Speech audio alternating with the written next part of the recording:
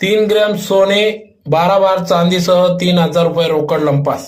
याबाबत वृत्त असे की धुळे शहरातील सुरत बायपास जवळील संबोधीनगर या ठिकाणी अज्ञात चोरट्यांनी धाडसी चोरी करत लाख रुपयाचा ऐवज चोरून नेला असल्याचे समजते। तर प्लॉट नंबर 31 येथे राहणारे जितेंद्र नानाभाऊ फुले हे आज सकाळी त्यांच्या मावशी यांना सोडण्यासाठी पहाटे 4 वाजता नागाववारी येथे गेले असता त्यांना जाताना त्यांनी घराच्या पुढील दरवाजा कडी लावली व मेन वॉल कंपाऊंडच्या गेटला कुलूप लावून ते मावशीला सोडवण्यासाठी गेले असता त्याच दरम्यान अज्ञात चोरट्याने त्यांच्या संरक्षण भिंतीवरून उड्या मारून घरात घुसून 3 ग्रॅम सोन्याचे दागिने, 12 बार चांदी, 3,500 रुपये रोख असा ऐवज लंपास केला। त्यांचे मिसेस घरात झोपलेले असताना चोरी झाली। 30 मिनिटात जितेंद्र फुले हे घरी आले असता लक्षात आले दरवाजाकडे जाऊन गेले असताना दरवाजाची कडी उघडी दिसली म्हणून त्यांनी कपाटात बघितले असता कपाट उघडे दिसले।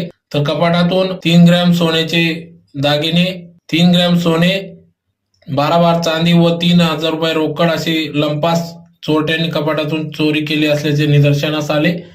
तर त्यांनी तालुका पोलीस ठाण्यात कळवले असता या ठिकाणी ASI रवी राजपूत बाविस्कर यांनी घटनास्थळी भेट दिली व यावेळेस ठसे तज्ञांना पाचारण करण्यात आले होते। यावेळेस API विनोद खरात, ASI सचिन सोनवणे, चालक प्रकाश भावसार, पोलीस पथक घटनास्थळी दाखल झाले होते। तर गुन्हा दाखल होण्याचे काम उशिरापर्यंत सुरू होते।